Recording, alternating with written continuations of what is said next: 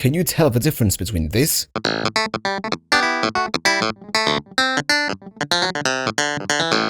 and this?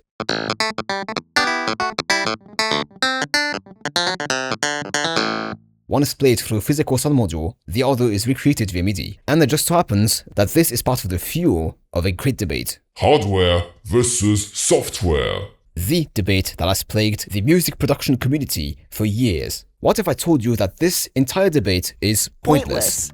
39 buried, 0 found. Before anyone grabs any pitches and forks, let's go through all of it, shall we? It sounds better, period. Analog circuits, real components, voltage, saturation, non-linearities, things software can only approximate. Hardware has depth, 3D sounds, and mojo.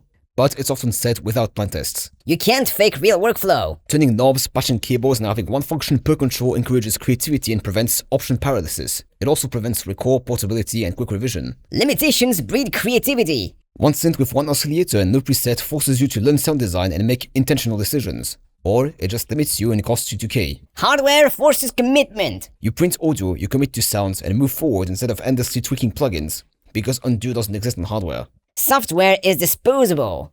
Plugins get abandoned, formats die, OS updates break things.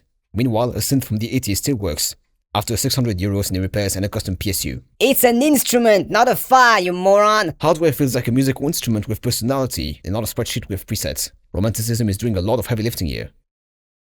No one can tell in the mix. In blind tests, most people, even seasoned professionals, cannot reliably distinguish analog hardware from modern emulations. But seeing this deeply angers YouTube comment sections. Total recall equals actual productivity. Open a project from 5 years ago, everything is exactly where you left off. No photos, no notes, no repatching.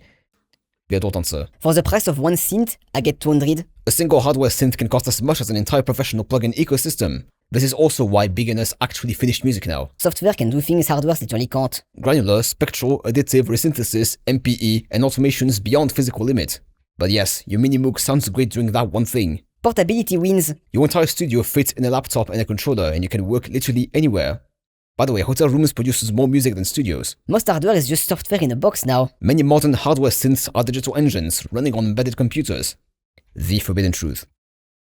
To sum this all up, hardware people say software users don't really understand synthesis, rely on presets, make sterile and soulless music, and stare at screens instead of listening. Software people says hardware users confuse expense with quality, romanticize inconvenience, buy gear instead of finishing tracks, and are allergic to blind tests. Let's be real now. Hardware versus software is not about sound. It's about identity, control, nostalgia, and just how people justify their workflow. Neither guarantees good music, and both can enable bad habits. Both are tools. Great music comes from skills, taste, and intent, not whether the sound comes from a synth rack or a plugin. Listeners do not give 2 gold chips about which one you use. They only care about how good the song is. If you ask me, I'm more of a software kind of guy, but I also own a couple of hardwares I could not see myself without. Maybe this has been suggested a couple of times before. We should actually pick the hybrid approach, using both hardware and software together to create even greater music. This whole hardware versus software debate is just one big distraction from the thing we all have in common, making music. In reality, the problem with this is not the tools, it's finishing the track.